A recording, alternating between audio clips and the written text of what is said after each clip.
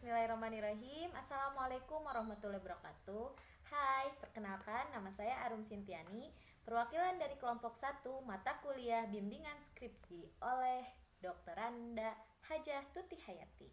Di sini insya Allah saya akan sedikit menjelaskan mengenai pengertian skripsi, fisik skripsi, karakteristik skripsi, jenis-jenis penelitian, dan cara membedakan bagaimana penelitian kualitatif, kuantitatif, dan penelitian gabungan.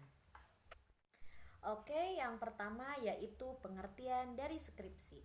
Nah, skripsi jika dilihat definisi dari KBB atau Kamus Besar Bahasa Indonesia, yaitu merupakan karangan ilmiah yang wajib ditulis oleh mahasiswa sebagai bagian dari persyaratan akhir pendidikan akademisnya. Nah, adapun skripsi menurut Jarwanto merupakan sebuah karya ilmiah yang disusun oleh seorang mahasiswa program sarjana dari hasil penelitiannya atas dasar analisis data primer atau analisis data sekunder. Nah, skripsi merupakan karya tulis ilmiah resmi akhir seorang mahasiswa dalam menyelesaikan program S1 pendidikan. Nah, skripsi ini merupakan bukti kemampuan akademik mahasiswa dalam penelitian yang berhubungan dalam bidang keahliannya.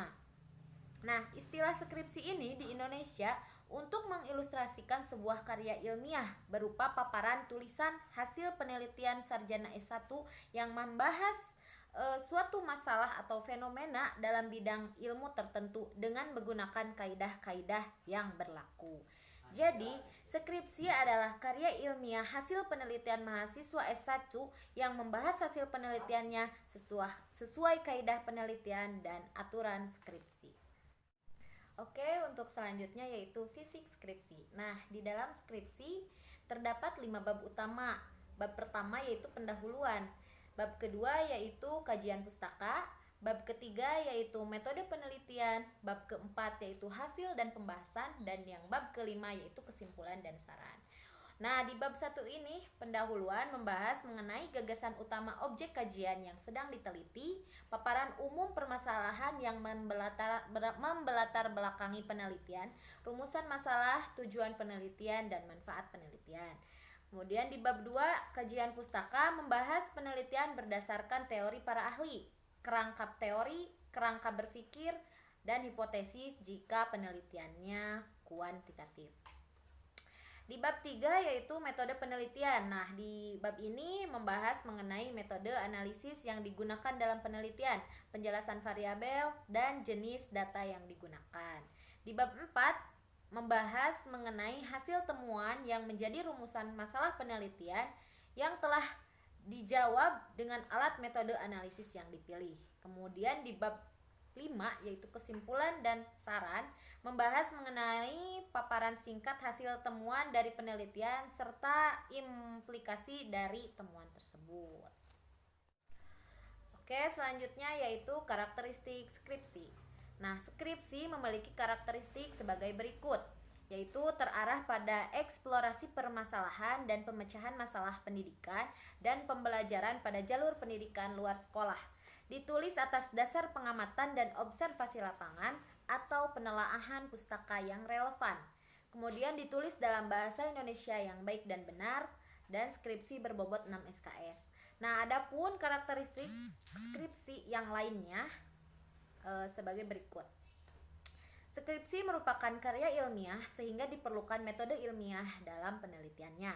Laporan tertulis dari hasil penelitian mahasiswa terhadap salah satu aspek kehidupan masyarakat maupun makhluk hidup.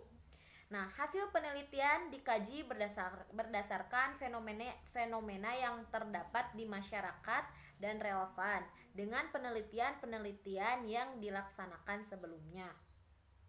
Dalam bidang pendidikan, karya ilmiah ini ditujukan untuk eksplorasi dan pemecahan masalah pendidikan. Dalam bidang non-pendidikan, karya ilmiah ini ditujukan untuk pemecahan masalah keilmuan yang sesuai dengan bidang dalam program studi mahasiswa. Kemudian ditulis dalam bahasa Indonesia yang baik dan benar berdasarkan hasil penelitian dan observasi lapangan. Oke, ke yang selanjutnya ya, yaitu menjelaskan tentang jenis-jenis penelitian. Nah, secara umum penelitian itu menjadi ke dalam 3 jenis penelitian. Yang pertama yaitu penelitian kualitatif, yang kedua penelitian kuantitatif, dan yang terakhir yaitu penelitian gabungan atau campuran. Nah, adapun ada jenis-jenis penelitian yang lain yaitu penelitian survei, penelitian kausal komparatif, penelitian deskriptif, penelitian tindakan, penelitian studi kasus, penelitian pengembangan, penelitian studi korelasional, dan penelitian eksperimen. Oke, yang selanjutnya yaitu membedakan penelitian kualitatif, kuantitatif, dan gabungan. Nah, sebelum ke sana, kita harus tahu dulu apa itu penelitian kualitatif. Nah, penelitian kualitatif adalah pendekatan untuk mengeksplorasi dan memahami makna individu atau kelompok yang berkaitan dengan masalah sosial antar manusia. Proses penelitiannya melibatkan pertanyaan dan prosedur yang muncul. Data biasanya dikumpulkan dalam pengaturan peserta, analisis data secara induktif, membangun dari rincian ke tema umum, dan penelitian membuat interpretasi tentang makna data. Kemudian untuk penelitian kuantitatif yaitu adalah pendekatan untuk menguji teori objektif dengan memeriksa hubungan antara variabel. Variabel-variabel ini pada gilirannya dapat diukur biasanya pada instrumen sehingga data bernomor dapat dianalisis menggunakan prosedur statistik. Dan yang terakhir yaitu metode penelitian campuran, yaitu pendekatan untuk penyelidikan yang melibatkan pengumpulan data kuantitatif dan kualitatif, mengintegrasikan dua bentuk data dan menggunakan desain yang berbeda yang mungkin melibatkan asumsi filosofis dan kerangka kerja teoritis.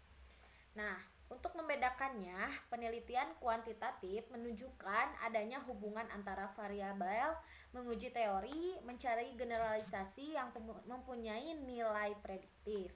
Untuk penelitian kualitatif, kita bisa menemukan hubungan pola yang bersifat interaktif atau tidak terlihat dengan jelas posisi dari variabelnya gitu ya, yang dependent dan independent.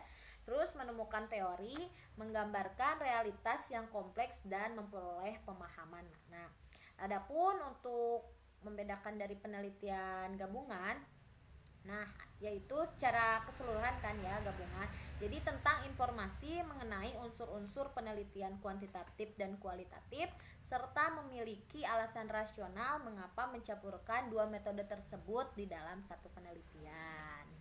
Nah, simpelnya untuk penelitian kualitatif kita biasanya menemukan teori atau menggambarkan realitas yang kompleks, bersifat deskriptif gitu.